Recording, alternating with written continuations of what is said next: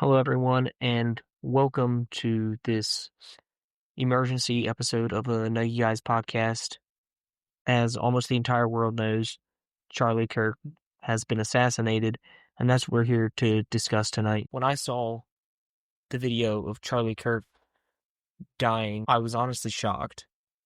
He was one of the people in culture and politics who I never really thought would die. He was the presumed president of the United States. Whenever he said the word, pretty much everybody believed he could become president if he just said, I want to be president. He was also one of those figures who, while some figures in politics or culture, you might think, oh, there's a chance that person gets assassinated. There's a chance that person dies before they reach their potential. Charlie wasn't that way. He was always so full of energy, full of life, a towering figure, literally, figuratively, in all ways. And Charlie was first and foremost a Christian and a husband. He loved his wife and two children immensely. They were the model American family in many ways. He is largely responsible for making a whole generation of young men understand that family is the most important thing. I personally started listening to Charlie Kirk steadily about 9 months ago. I started listening to his podcast almost every day. He had a daily podcast. And I came to respect him as one of the few people that I agreed with on almost every opinion he had. Not 100%, but nearly everything he was correct on.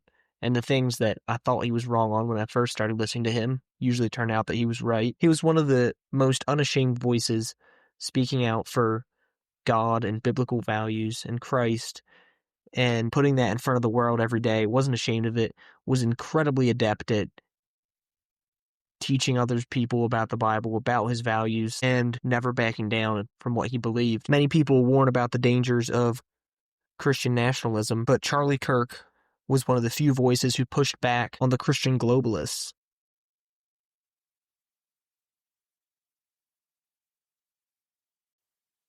Yeah, so for me, probably the most of his content that I was into, I listen to his podcast occasionally, of course, but watching all the clips of him debating, college students or giving advice, and just super inspiring to see him share his faith and his beliefs and his encyclopedic knowledge of politics and of the Bible was just always super impressive to me. He was truly like I believe a prodigy, or that's not the right word, but he had incredible talent as far as debating and having discourse with people that he disagreed with. Oh, I think a lot of people, at least a lot of our generation, is not going to remember Charlie Kirk as much for, yeah, he did have a lot of political impact. Yes, he did. Probably because of him, Trump won the election in 2024. For a lot of us, I think the biggest thing is he stood on truth more than anything else, I would say. Like, not just truth of what it takes to make a country, not just freedom in that sense, but truth of the gospel.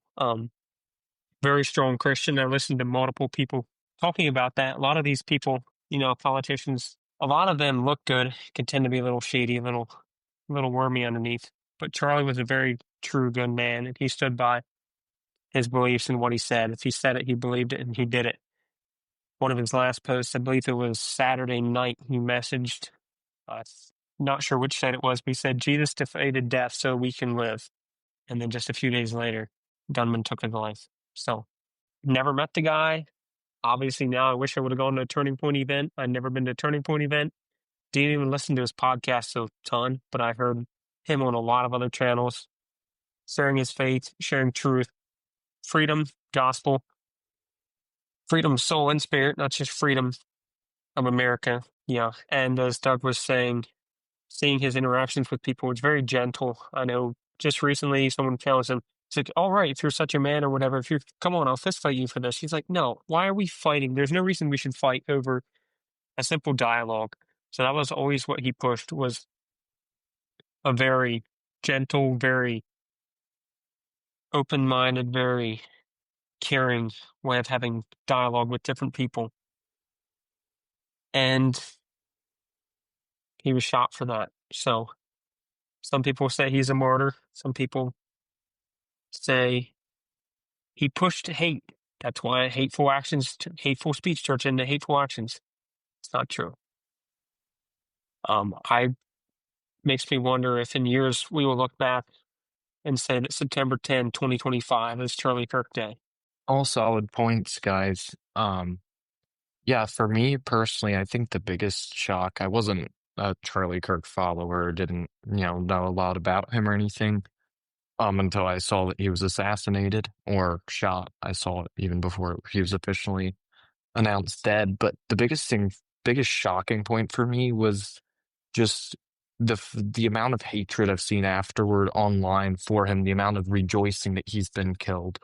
Just another American like me, just another Christian American, trying to live a good life, trying to do what he believes is right, speaking out for God, speaking out for family, faith, community, and people hate him for it. They hate him maybe because he's white, or they hate him maybe because he's a Christian, or they hate him maybe because he tolerates Jews. There's a lot of different you got hate for a lot of different things, and none of them are even valid. There's no solid basis. There was no moral reason to dislike the guy, and yet he's murdered live, in front of a crowd, in front of everyone. I mean, his children are probably going to grow up and see that video, and it's really graphic. It's very shocking. I think it's good to see if you can handle it.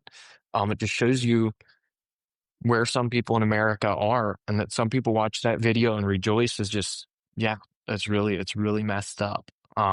It could be your worst enemy, and I still don't think you should be able to rightfully rejoice in seeing that. You know, Bible's pretty clear, murderers are to be held accountable for that by the state or whatever. But Charlie wasn't one of that kind of a person. And yet everybody's rejoicing, saying he had it coming, that kind of thing. Now, don't get me wrong, there's an equal amount of people saying that this is horrible and who share views like we do. To me, it's an attack on freedom. It's an attack on Christians. It's an attack on just the average American person who's living what he believes is right. And yeah, it's really sad. Definitely keep the family in your mind and prayers and things. It's a bad day for a nation that we've gotten this far, that first off, that it happened. There's always that one crazy person in every group, right? That one person with mental issues, whatever, who might do something like this. But when there's 25% of people online just rejoicing that it happened, that's a whole different story. It's a whole different demographic than just the occasional person with mental issues. I would say though, like honestly, I saw very, very little hate, which I was thankful. There are people that have been hating, but a lot of people have come out. Even people that you think are completely on the other side of the spectrum, they've come out and they've honestly been mourning Charlie. There's obviously the correct political thing to say is that any type of political violence has to be condemned, but there's literally people not even in politics that are coming out and mourning the loss. So yes, I would double down on that. Pray for Erica and Charlie's young daughter and boy. Yeah, I just listened to Erica talking half an hour ago or so. Listen to that if you get a chance. She's like, what am I supposed to tell my 3-year-old when she asked where's daddy? And she said she told her that he's on a work trip with Jesus. That was touching. A couple months ago, Charlie was asked, I know every time a person dies, they look back and see stuff. They might get overly sentimental about. I don't think Charlie saw it coming. He didn't think he would actually be targeted. Otherwise, he would have obviously had higher security and whatnot. But on June 29, he was on a podcast, and the host asked Kirk, "How do you want to be remembered if, quote, everything completely goes away?"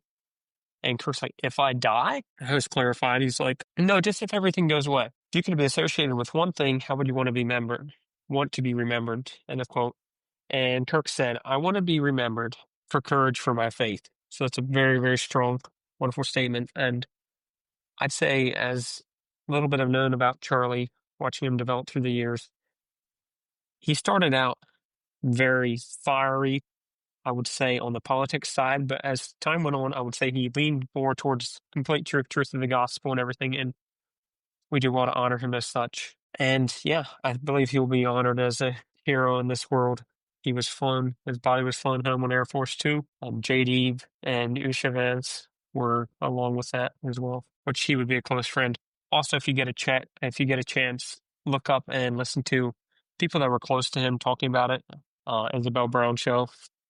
I don't know if we do plugs for podcasts, but Yeah, kind of back to what Sid said. I've seen a lot of people saying that he was the nice guy, right? I think Matt Walsh made the point that there's a lot of other um, right-wing commentators that are far more inflammatory and are far less like gentle, less humble than he was, and you know, there's these conservative influencers. That's part of their whole spiel is kind of rage baiting, but also somewhat sincerely or whatever. And he was saying Charlie was the nice guy here. He was the one actually willing to have a discussion with these people that held vastly different views, and they still killed him for it. And one thing I saw I saw people call him the happy warrior. He was a happy warrior, and I think that's a great term. And I think, yeah, he was a happy warrior first and foremost for his freedom. And I was thinking about this, and he feels so irreplaceable. It feels like he filled a spot in right wing media or whatever that is there's no one else there in that spot. And but then I saw this quote, and I don't even know who said this first, but someone said the moment Charlie Kirk was taken from us, a million other Charlie Kirks were born.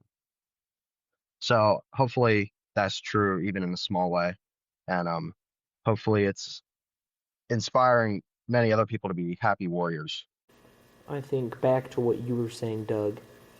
Now that he's gone, all of us are Charlie Kirk, but yet none of us are Charlie Kirk.